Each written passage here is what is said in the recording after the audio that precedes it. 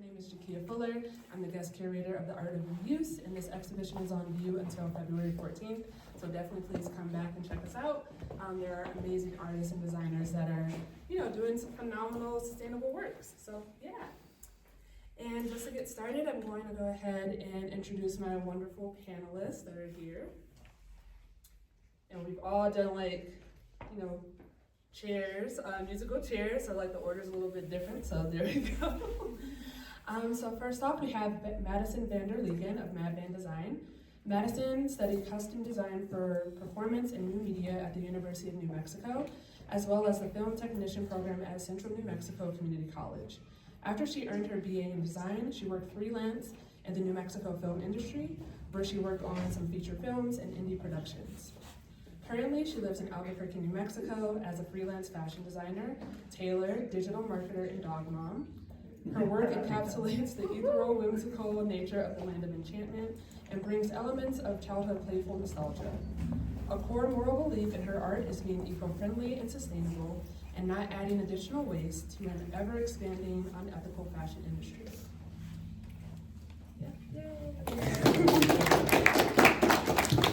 Next up, we have Kai of Maman Atelier. Maman Atelier is a boutique lingerie studio created by artist and designer Kai. Every piece is imagined, designed, cut, and sewn in-house.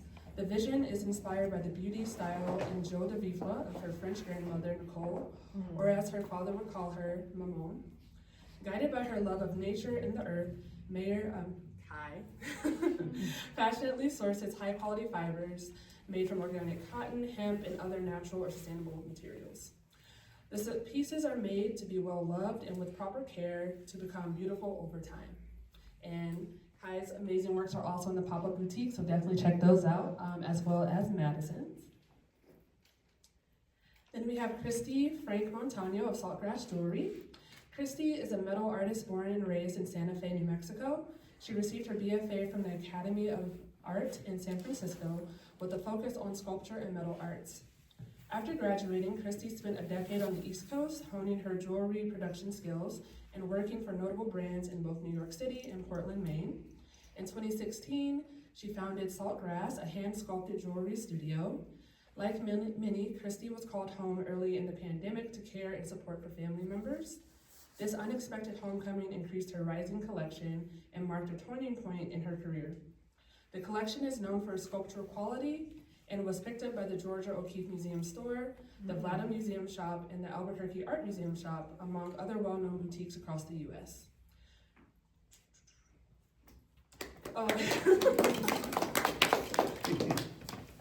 And lastly, we have Alex Vigil.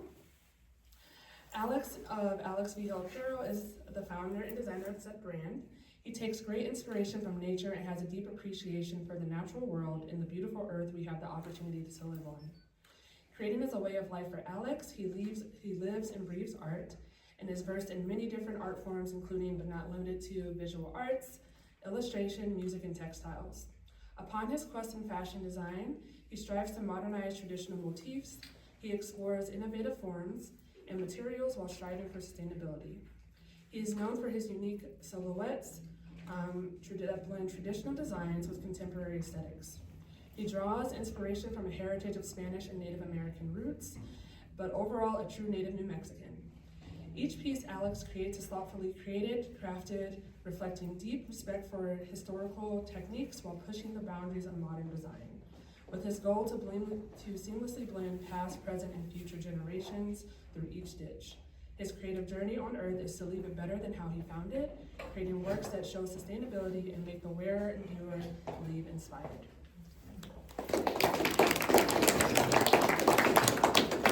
Thank you.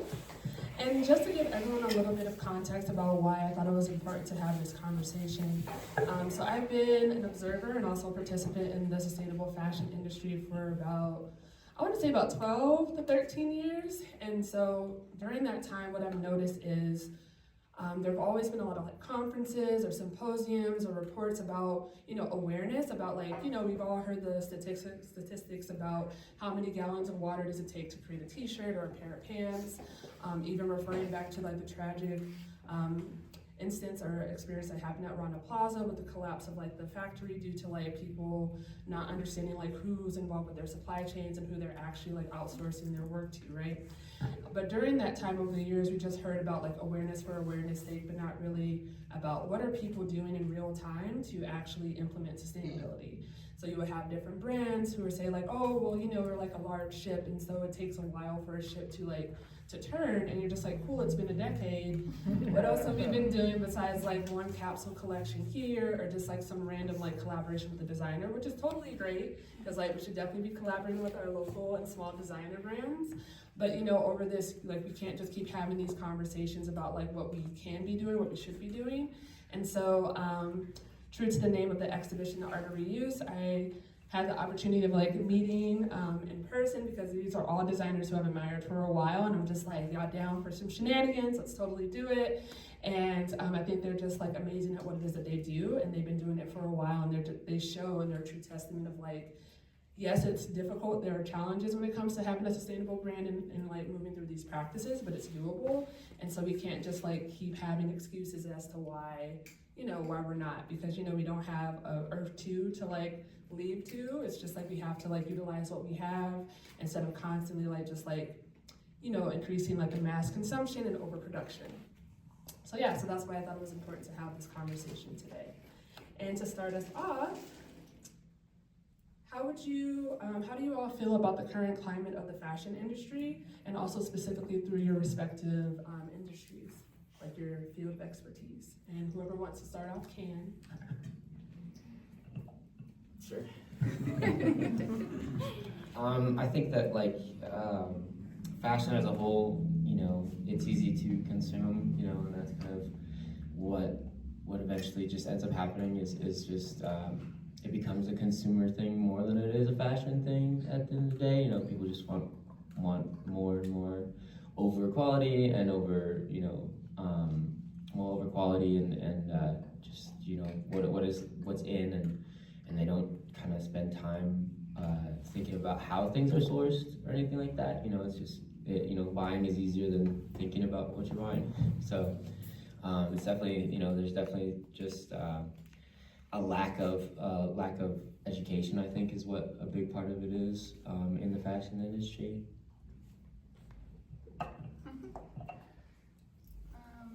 Yeah, I think like jewelry, I think probably similar to fashion industry, is like really a complicated area where there are so many different people involved.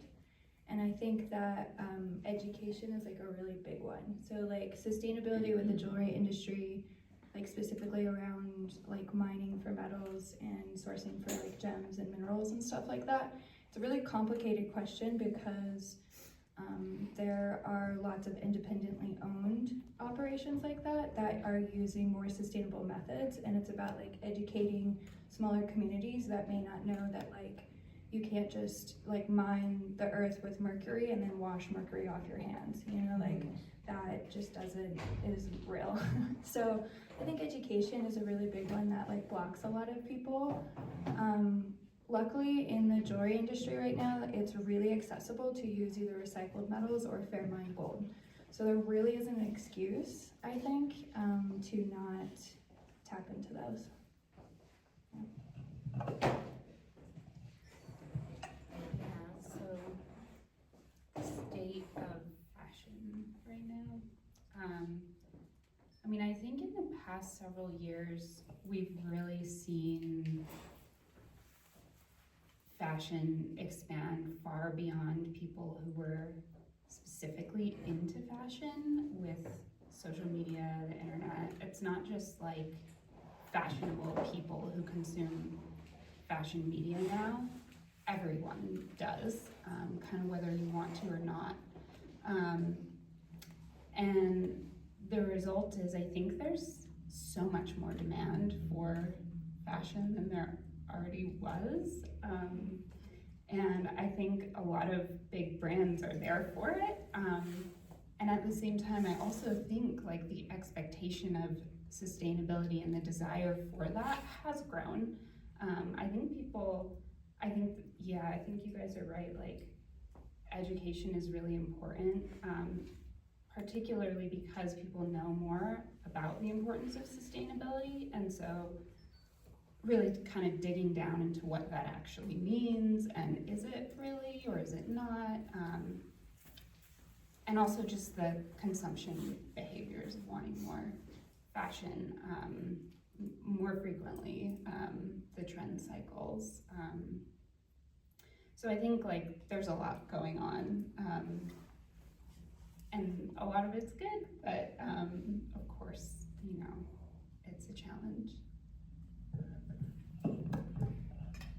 I agree with all of these people, and I also think that there is this like divide happening recently where I'm seeing a lot more videos about landfills, and it's being shared more that there is so much waste in the world and there's not really a need to buy new clothing. There's so much out there. So there seems to be like this shift of consciousness that is making it positive in my perspective, because for a few years it was like fast fashion, H&M, and then it was just like really disturbing to me personally. But I am seeing a shift, and that seems like it's on a more positive note. Thank you all for sharing your thoughts about that.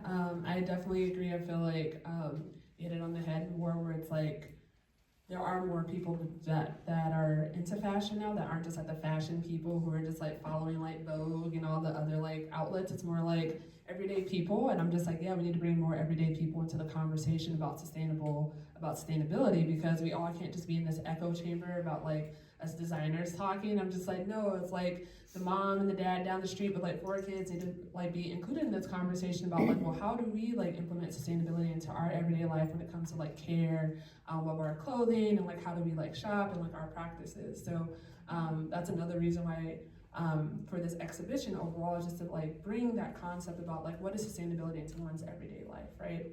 And another like small bone to pick that I have with the industry is like we all cannot get on the same page about like how are we defining like sustainable fashion, because I feel like sustainability itself is this huge umbrella term that a lot of us have seen as a way to be like to get away with a lot of stuff. They're just like, oh, I'm sustainable because my packaging is like 0 waste. And I'm just like, cool, but that doesn't change anything if you're still like subscribing to like the same like seasons, and you're just like still cranking out stuff, and you don't even know who you're outsourcing like when it comes to like your factory and stuff. So you can't tell me like you're sustainable, but you're not really changing like the way that you're designing and how you're producing, right?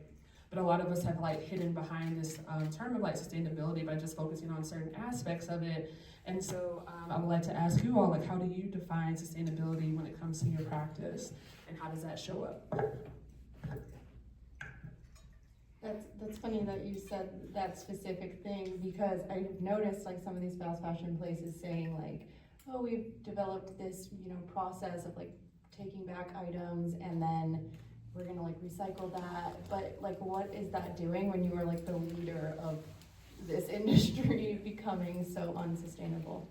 How I do it in my practice is I source like, you know, recycled materials. I try not to use anything new besides like notions, like zippers, buttons. Even then I can try to find recycled versions of those items.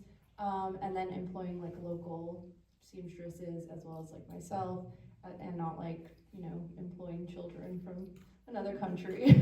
So I think that's how I implement it. And then also trying to be as 0 waste as possible with like scrap fabrics and just incorporating them back into the art as well. And yeah. Yeah, for me, when I started Maman Atelier in 2020,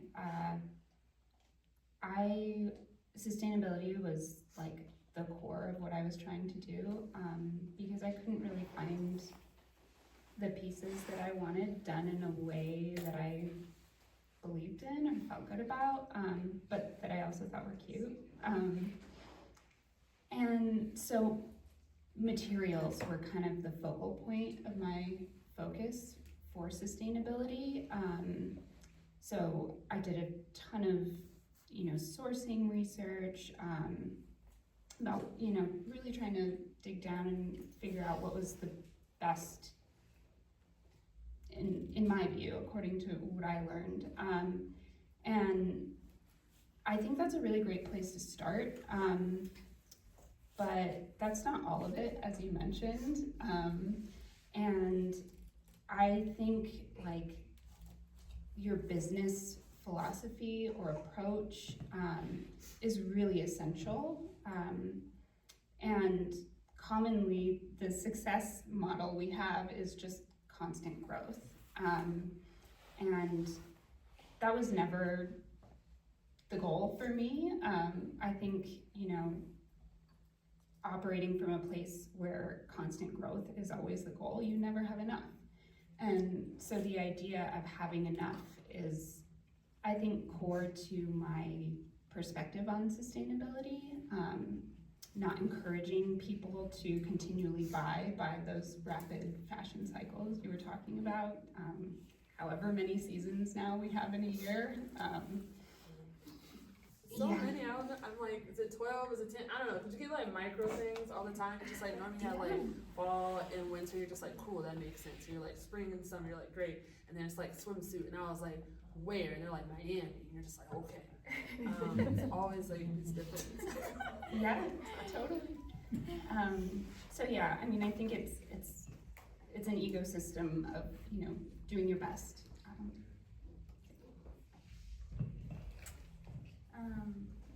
Yeah, I like kind of hate the word sustainable. It like kind of aggravates me, I think, because we've seen so much like greenwashing. I try to like not say it a ton in my business. Also, again, jewelry, kind of complicated area to work with. I think like for me, like slow made ethos, which is sort of what I'm hearing you talk about, of yeah, like, you know, I worked for some brands in New York that would follow seasons for jewelry too, and it was just like insane to me, like how much they were producing. Yeah, I mean, and they were employing like a lot of people locally, like in the Diamond District, but it's an insane like thing to keep up with. You just can't keep up with it. So for me, I really try and implement that idea of like slow made, like it takes time.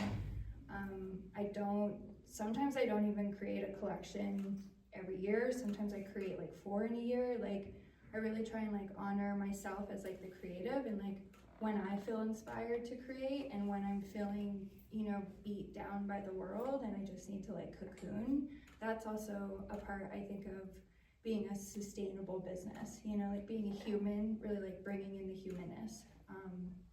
I make all the jewelry in-house. I don't do the casting. I have someone locally that does that. But I think just keeping it small and manageable in that way, you know, like I pay a person to do some of the work in the studio, and again, just sort of, yeah, like keeping it, like not everything needs to be global or massive, you know? Yeah.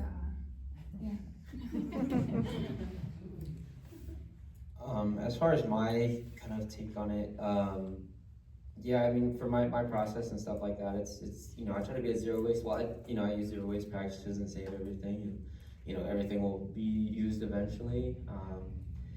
But I mean, it kind of started just from my process was just using what I had available, you know, and that kind of turned into, you know, the patchwork stuff, and you know, it was just always just using what I had, not looking for like really like getting, you know, sourcing anything. It was just using what I had, you know.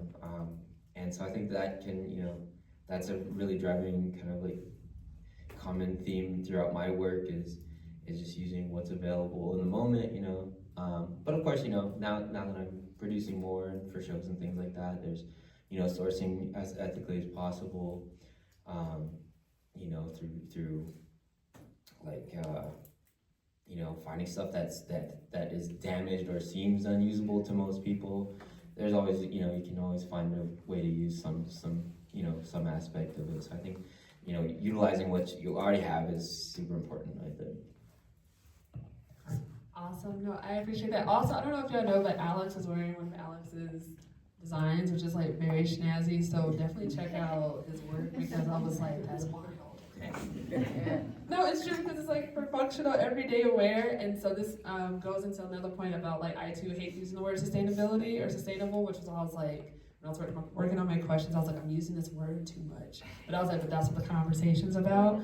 But I only say that because it's also another word that people hide behind when it comes to like their design aesthetic. So you'll see like all these brands, and it's just like another basic, a basics brand, and it's just like, we don't need another t-shirt, neutrals, like top, bottom, and so it's just, but they're just like, oh, we're sustainable, and I was like, well, that shouldn't be like what's leading people to like buy from you. They should be buying it from you because they like the aesthetic, they should like the design, there's actually thoughtful design into it, and like, when you find out later, like, oh my gosh, it's like, from like using zero waste, and then that's kind of like the hidden jewel, is like, oh, that's why it's sustainable, but that shouldn't be like your leading force. But a lot of brands and businesses are just like, well, that needs to be our front page so that people will buy from us, and I'm just like, and that goes into like greenwashing and other things that we'll talk about later. But Alex, you briefly touched on it, from when we're sticking to like our sustainable practices, how do you feel like that has like cultivated your unique aesthetic of like what you've had to do because you're using what's on hand? How has like being sustainable helped cultivate like, MadVan Design or Maman Atelier when it comes to that look? Well, I mean, just going off kind of what I just said, using denim, it was, I had a lot of pants that maybe didn't fit, or that I just, just had on hand, and it actually, I learned how to pattern make from that, taking old stuff apart, figuring out how it was made, I got the lessons out of it, basically, then, every piece is utilized, basically, but, that just, it became what I was familiar with, and using that heavier weight fabric, kind of just went into, making a lot of denim stuff, so I do a lot with denim, but, I want to branch out, of course, but, denim is one of the more easier things that you can kind of match as well as far as color. So I think that that it's really kind of built my aesthetic and made it become what it is, based on kind of how I started it and those kind of leading factors of sustainability. I think there's like a lot of really interesting developmental things that happen with like utilizing what you have, When I first started making jewelry, it was all found objects. So like I didn't have money for metal, so it was a little bit of metal, and then, for me it was like bones and teeth and like kind of more went through that era. But so today, like I started recently doing sand casting, which is really cool. So it's another way to sort of just like bring in the process into the studio rather than sending out work to be cast in what's called lost wax casting. So sand casting, you're actually casting into a type of clay in the studio. And it's been really great because I do a lot of custom work, and so now people can bring me, collections of all the jewelry they've gathered from their mom or their grandmother, or, sometimes it's like, people used to have gold teeth, back in the day, so like stuff like that, like really weird, bizarre little dishes of gold, and now we can totally melt that down into a new piece. And I think that's like a really great way that I've been exploring recently. Yes.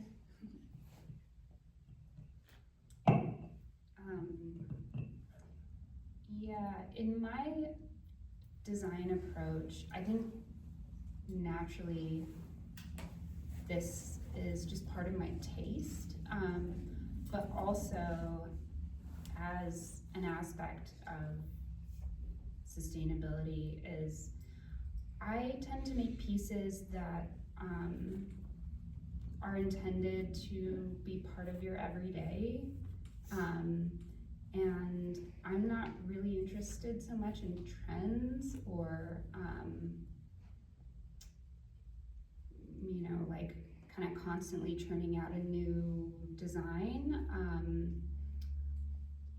I mean, maybe sort of similar to the basics brands you're talking about, but we're just really snazzy. I mean, not downplaying basics. We need basics for everyday life, but you don't need like 40 of those brands like coming out every year all the time. No, I totally hear you. But I think I'm interested in an enduring style. So something that you're gonna wanna wear now, but also something you're not gonna get tired of in a year, 2 years, 5 years. And so all the while creating high quality pieces. And so you buy less of them and really adore the ones that you have and wear them until you need something new. Yeah, I think that's the most important thing, is making stuff that will last for generations, and that's a sustainability. Is it gonna last? Is it gonna fall apart in 2 seconds? But like, to incorporate it into my practice, I would say that primarily I liked utilizing recycled materials because it forces you to kind of just get more creative with it. You're just like, I only have a sliver of this fabric. How can I like incorporate it and make it into something else? So it pushes your creativity. It makes you think in a different way. And I think that has led to me making pieces that maybe never would have come about if I just had, 20 yards of some fabric from Joann's. So yeah, I think a lot of beauty can come from that. And I was like, rest in peace. Goodbye, Joann's. So you've all mentioned about utilizing like what you have on hand. So what challenges have you experienced while, moving forward with your brands and your businesses? And let's start off with you next. Challenges would be lack of money. But yeah, honestly, that's everywhere. But I would say that, yeah, every time some people are like, well, do you want to make like a capsule collection, have it manufactured?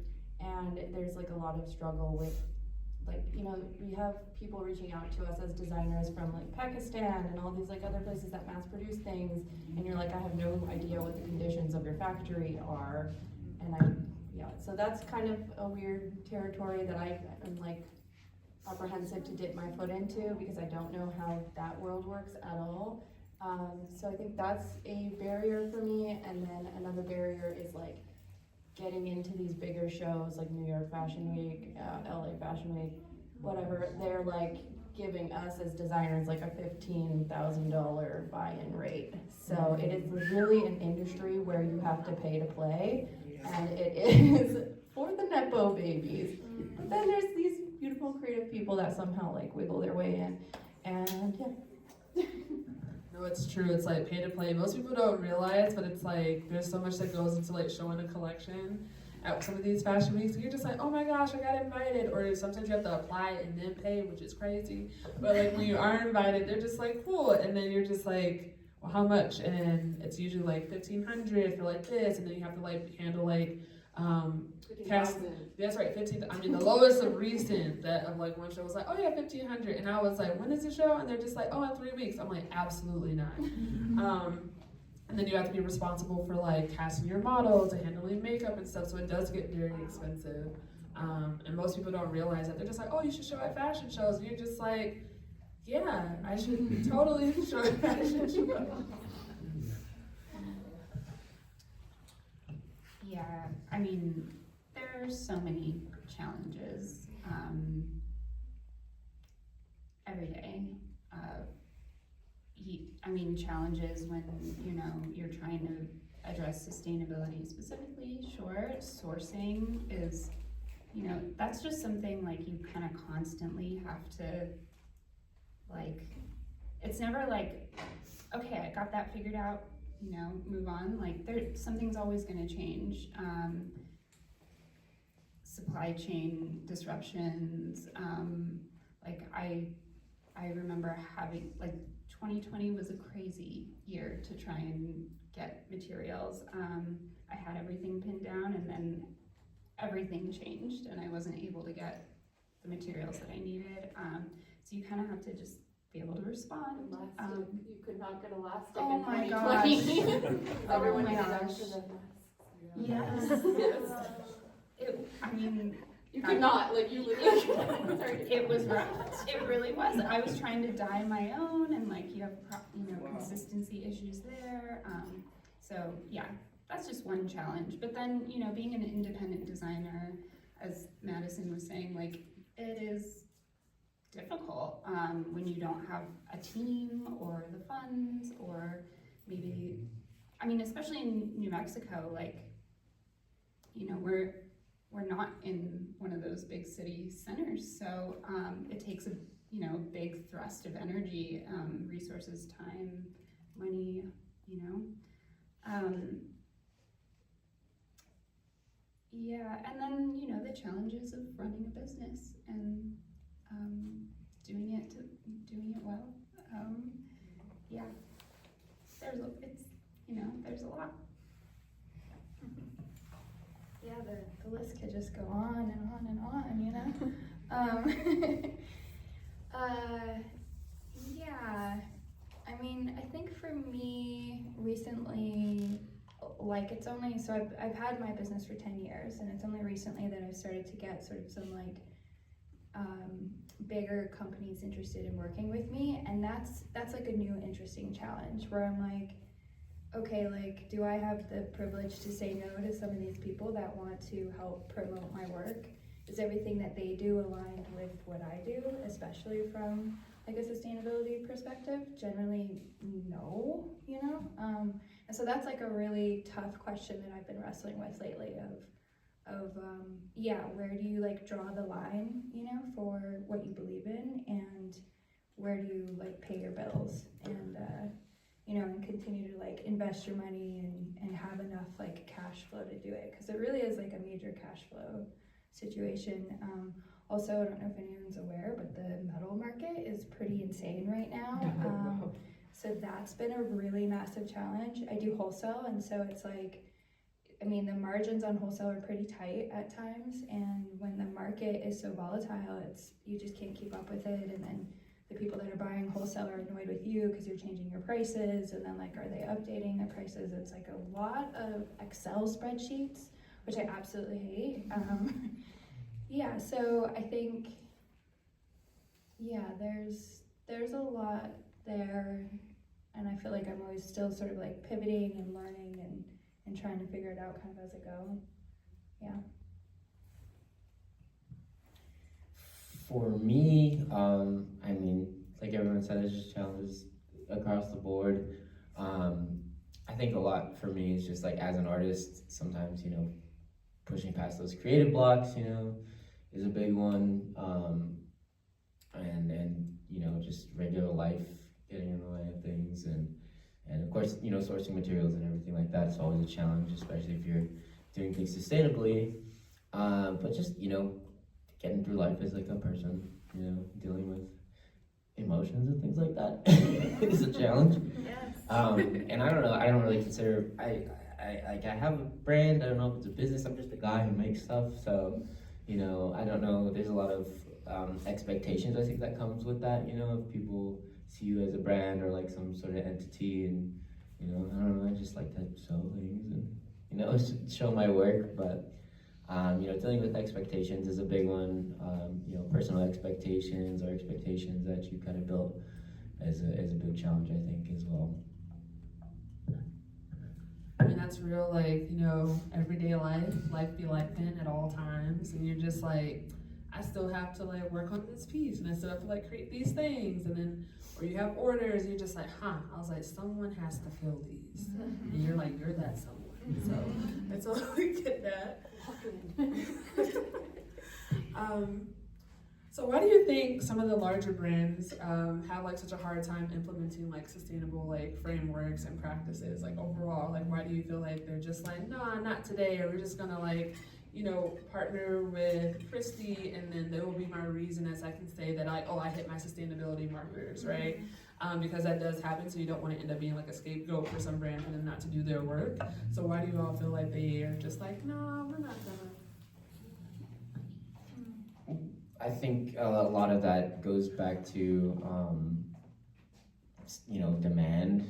You know, if they're tailoring to a wide audience, you know, they want to get things done as cheaply as possible. And so a lot of brands you were mentioning earlier, they don't tell you where they source their materials, or it's very gray, you know, they'll kind of beat around where they get their things, because I mean, there's a lot of human rights problems that happen, you know, and sustainable, you know, ecological factors as well. So a lot of companies, you know, it's more about making money than kind of being, you know, good for other people and for the environment. Yeah. Amen. Yeah, this is like a hard question because I'm like, I guess it really is just that. I think it's really just about, companies wanting everything, all of it, and just eating up all the resources and not being able to take a step back and make better choices. Like, ultimately, I think it kind of just comes down to, I hate to say it, but like kind of like narcissistic or like selfish business choices, ultimately. Yeah, I think it goes back to what Kaya was saying earlier about there aren't that many avenues or like for growth, and so it's just like you have to constantly keep growing and growing instead of like what is enough for our brand and for like our business. And so I agree. Did you want to answer? I mean, I think, yeah, I don't personally know. Like, I could guess, and it's probably right, but I don't really know.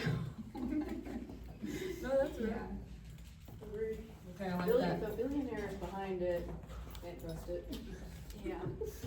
And so that moves into my next question about greenwashing, because like even though a lot of them are like, oh yeah, like we want to be sustainable, but we're not going to be, and so like there's a lot of greenwashing out there, which is just like companies saying like, oh, we're eco-friendly or we're sustainable, and you're just like, well, what does that mean? And then you come to find out like that tag itself was what was eco-friendly. And you're just like, if people don't really know, and this goes back to like everyday people about not understanding like, oh, I'm trusting this brand by they're using their by their labels by saying like, oh, we're eco-friendly or we're sustainable or this is made here. You come to find out the tag is made here, and then you're just like, that's the only thing that's actually sustainable, right? And so my question is to you all, like, for what advice do you have for people, like what should they be looking out for when they're like out in the world shopping for things, when it comes to like jewelry or clothing or accessories? Like what should they be on the lookout for when it comes to greenwashing, or just like oh, make sure you check this or check that? So I think, like, obviously looking for natural fibers is the best way to go. It's getting harder to do that every day, but checking the tags and seeing what the fabric content really is, those are the things that are going to last you for a longer time, and they're going to be better for your like body to wear.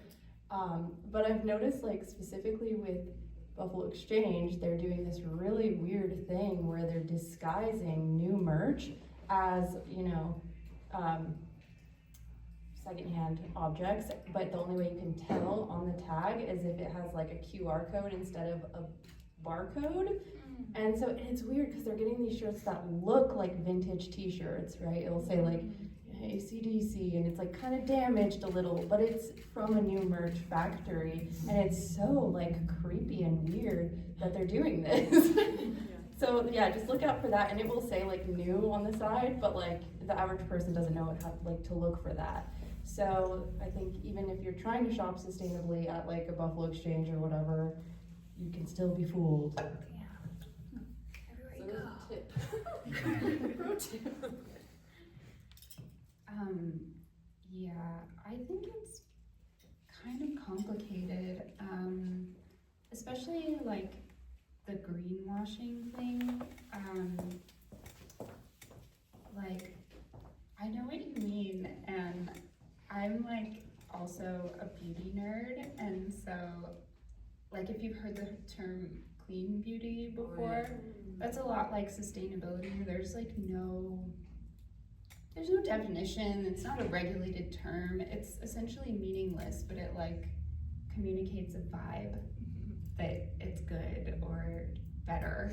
And sustainability can be very much that way. And so yeah, you definitely have like brands giving off that same impression. However, I also think like it's complicated. There's some nuance there. So like, maybe you do have brands that are really doing their best. Maybe they're tiny, so they don't have the resources to get like some kind of organic certification or this or that, and so they maybe don't have that. That doesn't mean they're not a good thing to support too. But how would you know that? I mean, I don't know, it takes work. Maybe you're just learning more about the brand, really taking the time to learn what you're purchasing. But then like, what to look out for. What I always look out for, I mean, very similar to what you mentioned, like whenever I'm shopping, that's one of the first things I do is check the fabric content. I want something that's high quality, so yeah, is it made of, I typically go for natural fibers for sure.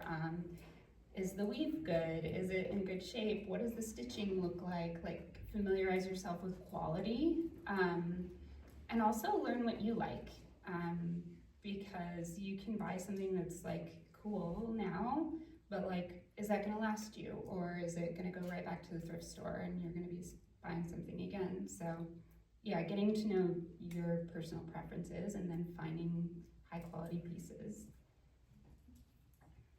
I feel like I'm learning so much here. Yeah, so let's see. For jewelry, I think it's really good to just like ask a lot of questions, you know, when you're buying jewelry, what type of metal it is, if they know where the metal came from, if it's recycled or fair mined. So recycled is really cool because there's enough jewelry in the world that we can just keep recycling it, and you can purchase it really easily as a jewelry maker from any of the companies that sell raw material and then use that to make new jewelry, or just about all the casting houses, a lot of them, I would say like tons of them, also offer recycled casting grain. So it's just super easy to have recycled silver. Specifically, some of the base metals aren't as easily recycled. So, you know, like if you see jewelry and it says 925, that's silver, and you can ask if that came from a recycled source. Fairmind is for gold, and that's where there's programs that basically go in and educate different mines. They're pulling out the gold so that they have safety regulations, there's equal opportunity for women. They're usually set up as a democratic system, so all of the profits that go into that mine, the community itself decides how they want to invest the money, whether it's on education or safety or whatnot. So Fairmind is great, that's generally for gold. And then anything that's not stamped is probably a base alloy, which isn't necessarily bad, but it's most likely not recycled. And it's, you know, you could say like brass will last you generations and you can pass it down. It is a metal that like causes more allergies and stuff with people, so that's why people tend to think of it not as like good of a jewelry or good of a metal. But yeah, I think asking questions, and then especially with stones, like, do you know where this stone came from? Do you know what country this stone came from? Is this a lab diamond? You know, and lab diamonds are interesting because they are more sustainable in a lot of ways, but they're also supporting factories and large companies that own and are producing diamonds and gems, so that gets tricky too. Yeah, but I think buying used jewelry is great. Thrift stores are great for that. And then any small little markets, you know, jewelry, there's tons of jewelry designers, like so many of them out there. And they're at markets all the time selling their stuff that they've handmade. Yeah, I agree with that. Thrifting is one of the easiest, you know, simplest things that anybody can do. Just to source, you know, stuff that's just been, you know, secondhand. It's secondhand, you know. It's you can get great styles, you know, find great things, and if you want to change it, then learn how to sew. Yeah, I love that that's real. And before we open up for Q&A, I just wanted to ask you all, how can people support you in your practice?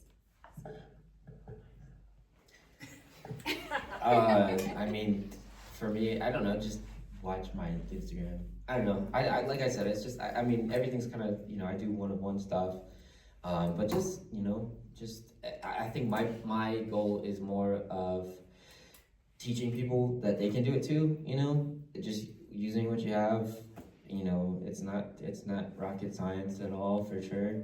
You know, there's levels to it, of course, you know, but, you know, simple mending techniques and things like that is something that anybody can do. So just educate yourself, and I think that, you know, you can learn a lot from, you know, being your own sustainable little artist or something, you know. Yeah, I think yeah, just you know, follow along, share artists that you love in addition to all of us. But I think just like, you know, I found so much great community and artists and people that I want to support through other artists. So I think that's a really big one.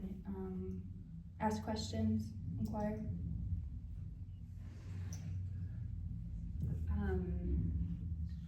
I think kind words. So Be patient. yeah, well, yeah, like, you know, yes, buying is a wonderful way to actually keep us afloat, but I mean, kind words are so meaningful. Whenever I hear or get a message from someone who's loving their lingerie, it's like, that really keeps me going. It goes far. But also, you know, maybe kind words to your friends or to the internet, you know, spreading the word. It does a lot. Yeah, word of mouth. And also like for shows like this, bring your friends and maybe introduce them to the designers, and I think that's the best way really in sharing the work on social media and coming to fashion shows. Yeah. I'm glad that you all are okay with me putting you on the spot and be like, how to support you. And then you're all just like, oh, kind words. And I'm like, that's fine. And I'm just like, follow them and like, reach out and be all like, Alex, can you make me this? And Alex is like, perhaps I can fit you in. And Madison's just like, let's talk about it. I'm a tailor. And then all that. So now we're going to open up for Q&A. So if you have any questions, like, feel free. Yeah. You can make this next month. Oh, okay, cool. Okay, first of all, I want to thank each of you for just being so inspirational and helping me think about how I can be more conscientious in my participation of this whole arena. But I do have a question. Well, first of all, I wanted to mention that we will be posting this on our YouTube page. So in the spirit of education, I'd like to hear from one of you, one thing from each one of you, one resource, whether it's an Instagram account or a documentary, or what are some easy, accessible ways to be educated, either around sustainability in the fashion industry or making your own making your own things, as Alex was talking about. So, who wants to go first? What will make my Instagram feed blow up and really educate me? Well, so you gotta be careful with that algorithm. Got to be careful in these times. So there's actually a lot of really cool pages where you're able to learn more about stuff. I know one is like the Conscious, I think it's like the Conscious like Fashion Collective, and so they just like post like, you know, random like, oh, these are some brands that you can like follow. So like they're always like showing like brands or like documentaries or reports. If you're more into like the realm of like the nitty gritty of like what's happening in the sustainable fashion industry, McKinsey and the Business of Fashion have since, I would say for the past 10 years, they've been putting together this report called State of Fashion. The most recent one has just been released for 2026. And it just gives you an outline about like what's going on in the market. You're able to like download those for free. And another one is I've been following like the Business of Fashion since its inception. Now they're like have a paywall, so if you do want to pay, definitely check it out. But they actually have some really phenomenal resources that you can like check out and just learn what other brands are doing across the industry, what the marketing is, what the trends are, and all that other stuff. And I would say Fashionista has been like stepping it up when it comes to like educating the masses on like stuff. So, yeah. Go for it. I think you covered it for Instagram. There's also one Granary on Instagram that covers like fashion news, but more like leaning to the sustainable side. And then on Coursera, they have a few classes on sustainable fashion that I've taken. It's like a certificate program, and I think you can audit the classes for free. And they're taught by Parsons, so they are like pretty hoity-toity. And other resources, we have Off Center? Yes. Yes, and they teach sewing there. The local, that's Yeah, great. and they're really awesome. They have like free fabric for you to utilize. Puff Bug's Closet, plugging my own little business. That's what I wanted. Plug people, plug yourself. Puff, What? Puff Bug's Closet is a little booth in an antique mall. Puff boat? Puff Bug. Oh, puff bug. Think of like a puff ball and a little bug Okay. in a closet. And, and it's 13 of us designers. We just sell out of this little booth and we sell all the stuff we make. And so that's like a little way to support local fashion designers. And we sell some fabric there as well for like, $2 to $5 since Joann's is gone, but yeah.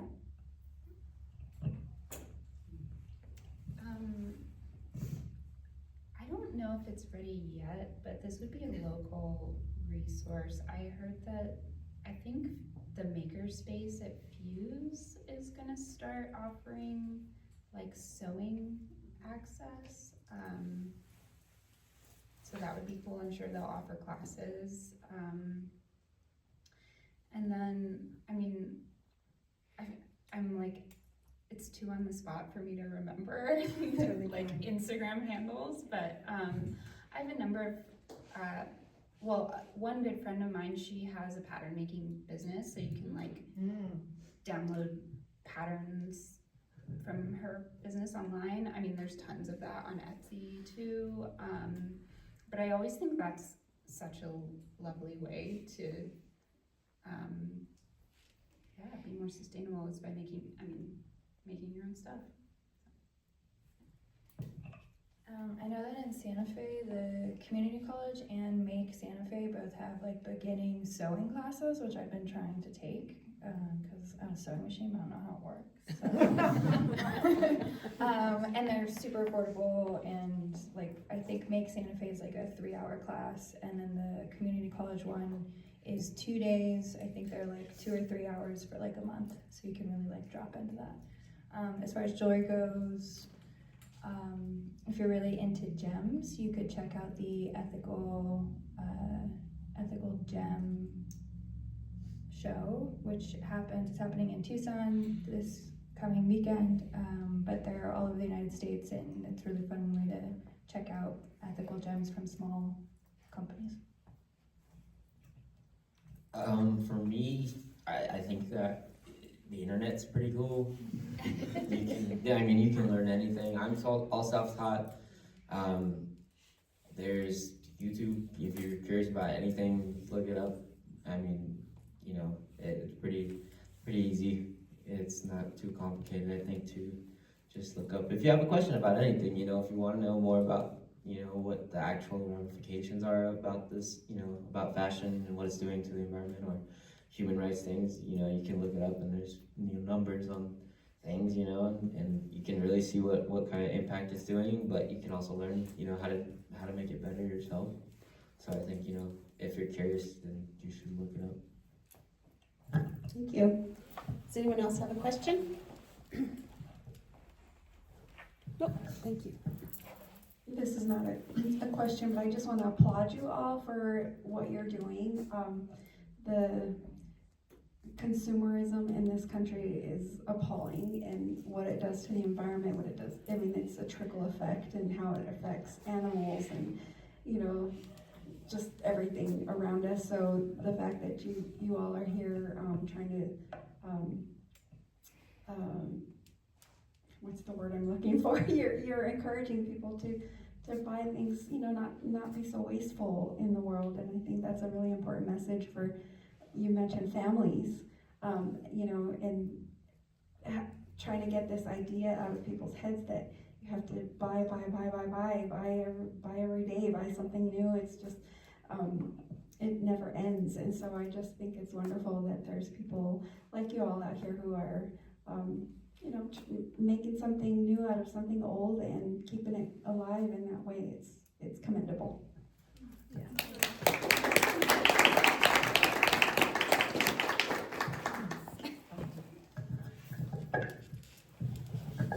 Hi,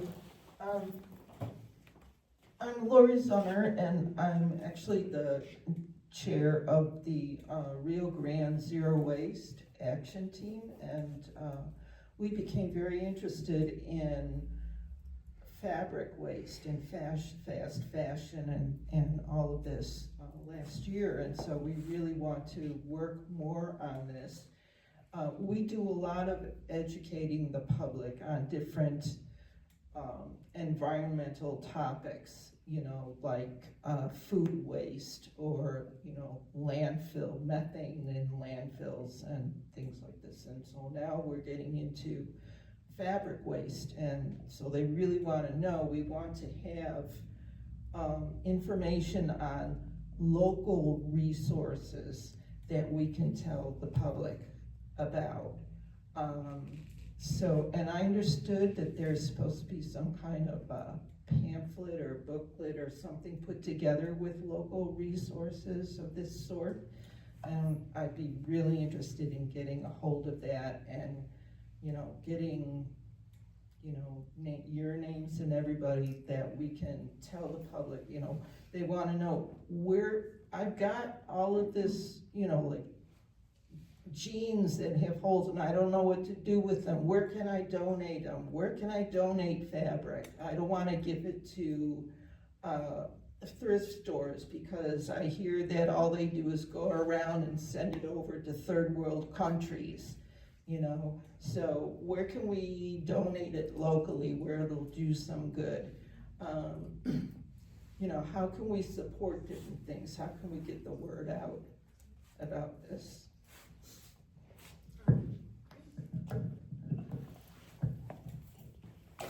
Yeah, so there's totally gonna be a resource guide that'll be coming to everyone who's like RSVP'd or emailed. So that'll come not today but later, so stay tuned. So there'll definitely be like different resources about like local designers and businesses that you can support, such as like if you need to get your shoes repaired, like who can you go to repair your shoes? And then also like including a list of all the names of the amazing artists and designers that are in the show and then the panel, so that you can like follow up with them and work with them if you would like to collaborate. And then I will also have like, you know, like podcasts and other like resources that you can check out. But when it comes to donating fabric, it just depends. So like off center, I know like just communicating with them and finding out like how, like what type of donations that they're going to receive, like what their whole situation is. In Santa Fe, there's Vital Spaces, like every third Saturday, they have a community closet where people donate like art supplies, sewing supplies, and all that type of stuff. So like people do donate fabric. So it's just like communicating to them to reach out and be like, hey, like what are your drop-off days and what type of materials are you looking for? I would also say like reaching out to your local like to APS, because like a lot of our teachers are doing like amazing things and they need like supplies. So you can definitely coordinate to be like, hey, I have like these things. If you're working on this for this month for Earth Day or whatever, like what type of materials or recyclables are you looking for?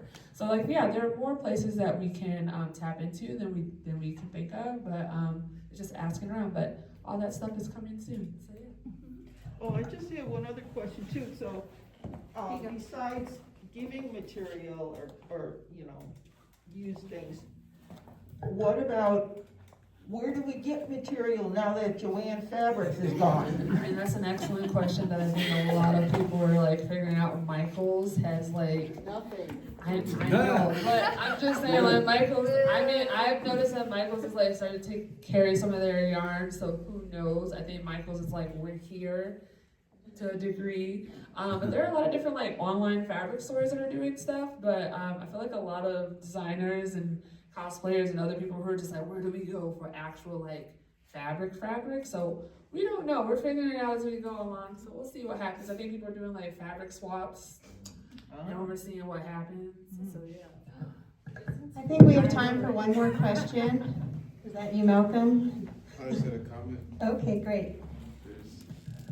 Sometimes I'll hit up Nob Hill Fabrics. They're not actually in Nob Hill, but they're like, what is it, Cutler and Washington. Yeah, that's a good spot. Cutler or Copper? Cutler. Cutler? Yeah. Is another one.